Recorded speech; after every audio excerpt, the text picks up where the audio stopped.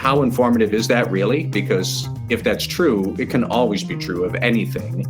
There are going to be other causes that are maybe one step short of that are still a bit more practical, but they're still deep issues. And if you can't see them, you're never going to make much progress. And so that's why we wind up with something like this problem in the Army.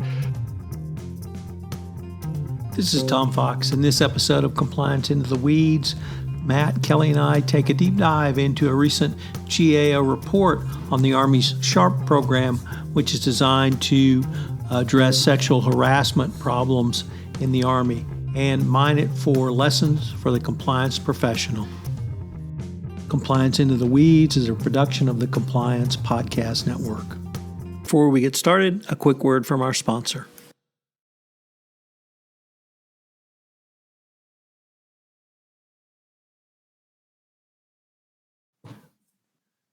Hello, everyone. This is Tom Fox, the voice of compliance, back again with Matt Kelly, the coolest guy in compliance, for another episode of Compliance Into the Weeds. And just to show you how far Matt goes into the weeds, he actually reads GAO reports for fun. And we're going to take up one of those fun events from Mr. Kelly today about compliance lessons from the Army. So, Matt, with that incredibly long-winded introduction, welcome. Tom, I am always happy to be here, although I take great offense that you would say a GA report is anything other than thrilling reading for a professional. So, Matt, you looked at one that dealt with a really important issue that we've actually explored on this podcast, which is sexual harassment in the Army and the Army's response. What did you see in this report that you thought would help the compliance professional in more traditional compliance issues? So here's the history here. Is, as listeners might recall, Tom, you and I have talked, I think, several times about this with sexual assault, in which the Army is trying to tamp down ineffectively. And this GAO report, that's the Government Account Office, that came out just the other week, actually stems from a Army act at the end of 2020. So the Army's had this long-running history of problems with sex assault, even though there's a dedicated program, I think that's Sexual Harassment and Assault Response Policy or Program. The SHARP program has been around for more than 15 years, meant to encourage internal reporting to the Army about sexual assault on Army bases among soldiers and whatnot. Yet, we still have this problem where the number of sexual assaults are vastly underreported. And this has gone on it reached this awful head in 2020 with the case of an Army specialist, a 20-year-old named Vanessa Guillen, who she was found murdered on Fort Hood. Later came to light that she had been by a fellow soldier on Fort Hood, who then, captured by the Army, escaped custody within a few hours of them picking him up, and he killed himself. So terrible mess. At the end of 2020, the Army suspended or fired 14 senior officers and directed GAO to please look at how we are doing well and struggling with encouraging internal reporting of sexual. That GAO report finally, about 18 months later, came out just last week. And here we have large organization, knows it has a problem, has a policy and procedures to try to prevent that problem or reduce it. The problem still exists. So listeners, does this sound familiar? Because I suspect it does. And that's one of I actually do like reading GAO reports, especially about the Defense Department, is that whatever organizational strains your company might have, the Defense Department has that in spades. And so I was just trying out what some of the failures were, and I do think we have some lessons that can be learned for the corporate realm. Matt, you identified 4 failures of policy implementation. Could you go through those for us? Here is what the GAO, and very specifically about policy failures. Not to say there were not other failures. We could get to those too but the specific policy management failures the GAO found were, first, the SHARP policy is itself disjointed. That is, there are key provisions about reporting sexual harassment that are scattered across multiple other Army regulations and direct memoranda. So that's confusing for base commanders as they're trying to figure what is our policy about encouraging sexual assault reports, logging them, investigating them, resolving them. There is a policy, there is a procedure, but it's been scattered all over the place. So that's failure one. Failure two is the Army's policy itself does not necessarily align fully with the Defense Department policy, which is even bigger than the Army. And in areas such as, say, sexual assault victims' access to base commanders, there are some conflicting standards there between what the Pentagon says and what the Army actually says. And then third, contrary to Defense Department and Army policy, so separate from the second policy management failure we had, there are other groups within the Army. Specifically, there are sexual response assault coordinators, and every base has one. And the GAO found those responders could not reach base command time to discuss problems with them, which was contrary to Army and Pentagon policies. That's third. And then finally, in fourth, the GAO found that while the Defense Department and the Army do have resources available to base commanders to help them understand how can we deal with reports of sexual assault, what's the right way to treat victims, how do we triage these cases, get them investigated, the resources are there.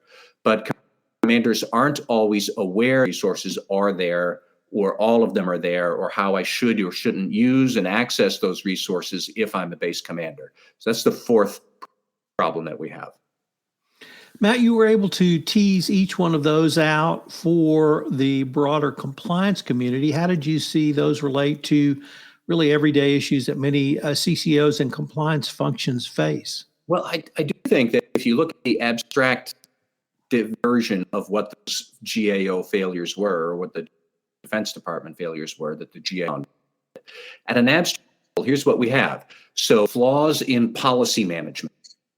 That would be the first two problems there, that we do these, but they're inconsistently applied, or they're contradictory or not unified. So somebody to follow the policy might not know where to look or which version they're supposed to use. Flaws in policy management. That can happen all the time. We also have flaws in reporting mechanisms. So a sexual assault coordinator, who I guess would be something like a victim advocate, we would say, when they have some interest in going to the base commander, they might not necessarily actually be able to get to them. We have this gatekeeper, because that's what they would be, with an inability to reach a decision maker, the base commander. That is a flaw in the internal reporting channels. So that can happen at companies, about what that would look like. And then also, I think that we have these flaws in training and communication, which are the fourth one that I had previously discussed there, where the resources for base commanders, they exist, they're out there, but don't necessarily know that the resources do exist, or how to access them, or how they're supposed to use them.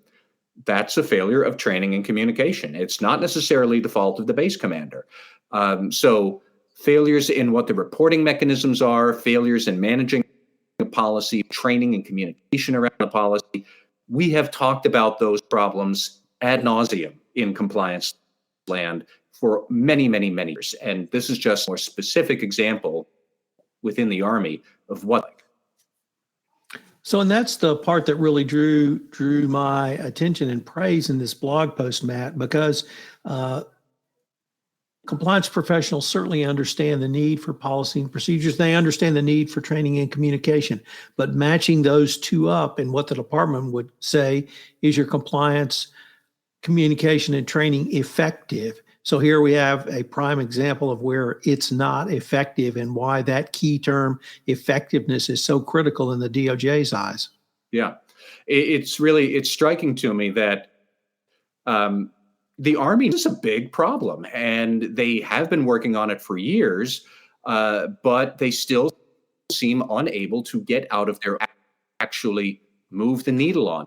There was one great statistic, or two statistics I'll throw out, that from 2007 to I think about 2018, the number of sexual assaults and the number of sexual reports or sexual harassment reports, those things are treated differently, but the numbers of each one, harassment and assault, I think they more than doubled over a period of 5 to 10 years. Sounds like it's good and reports are going up, but the DoD also does surveys of the Army personnel. And the estimates are that while the number of reports is roughly doubled from, say, 1,200 to, I think, 2,500, the number of sexual assaults that believes have happened in the Army, it's not 2,500. It's more than 6,000 or 7,000. And that's assaults. Now, the lesser standard of sexual, we're talking tens of thousands of assault reports that people say in anonymous surveys, but they're not showing up in the SHARP program to encourage reporting. So we have the awareness of, we have some mechanisms to treat the problem, and yet the problem persists. That really was striking to me, that something here isn't working. It's not effective.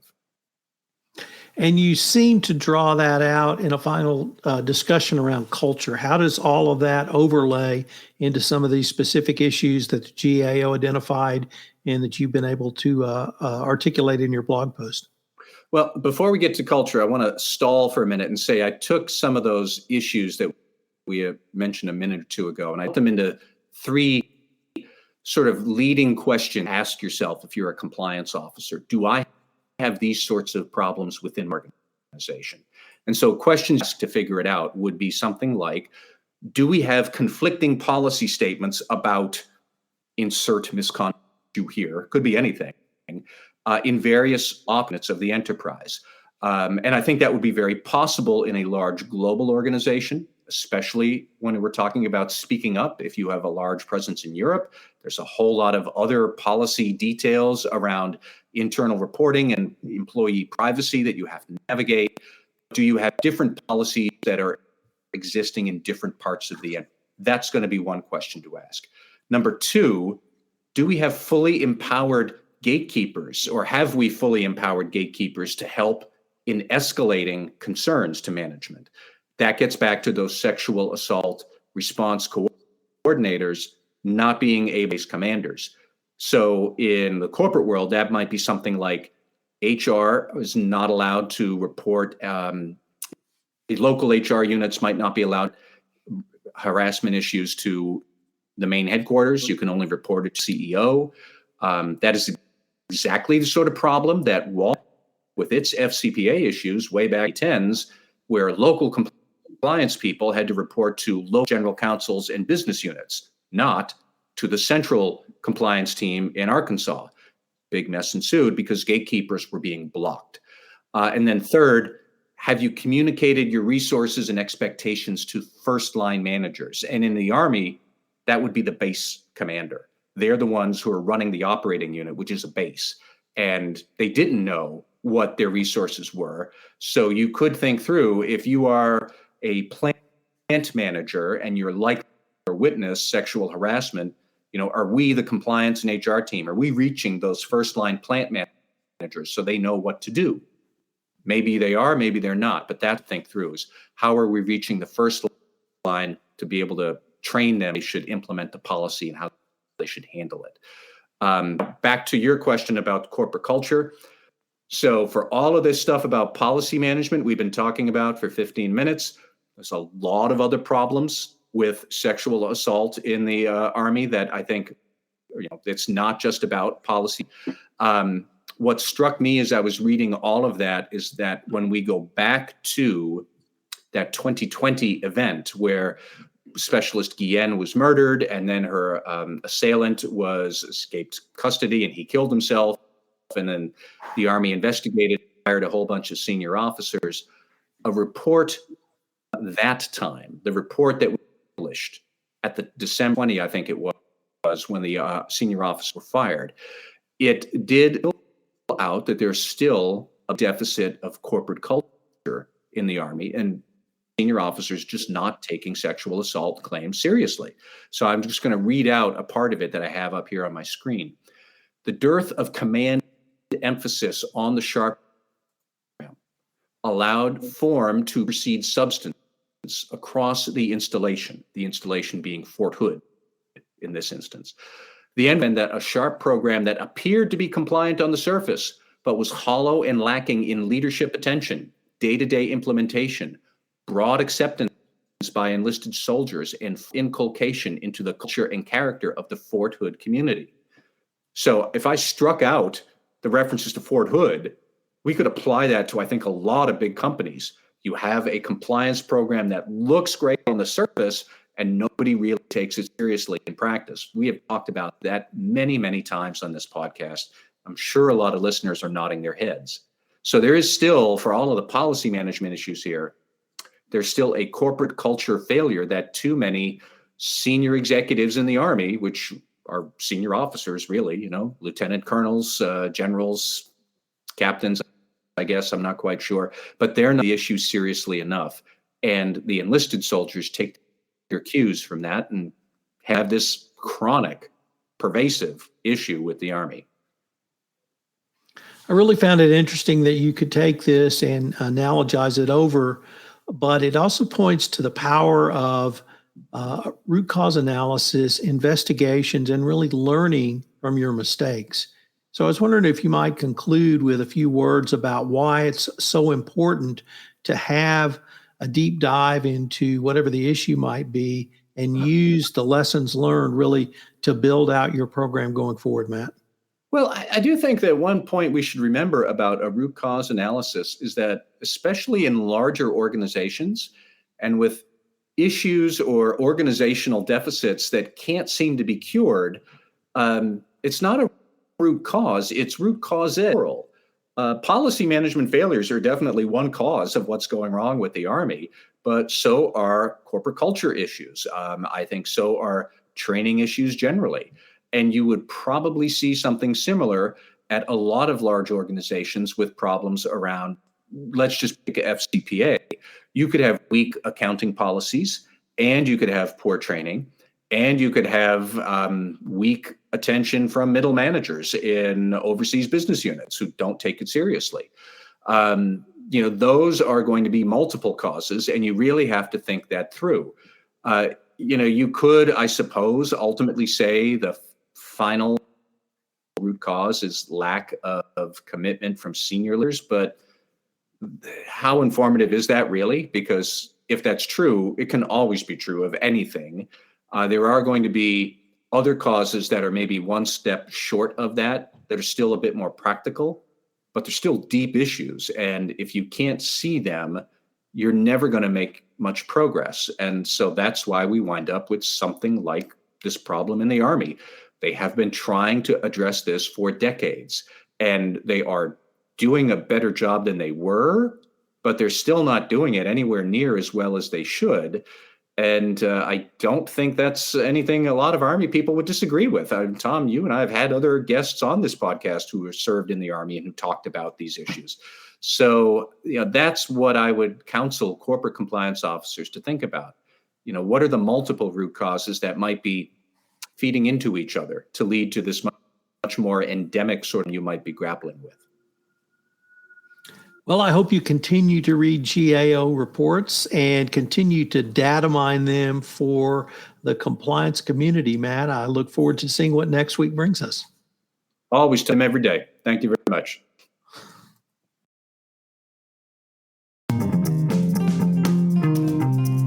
This is Tom Fox again. Thank you for listening to this episode of Compliance into the Weeds. We're going to link to Matt's blog post in the show notes, so I hope you will check that out as well.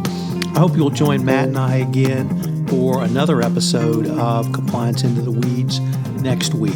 Compliance into the Weeds is a production of the Compliance Podcast Network.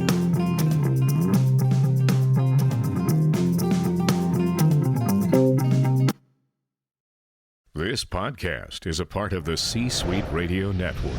For more top business podcasts, visit c-suiteradio.com.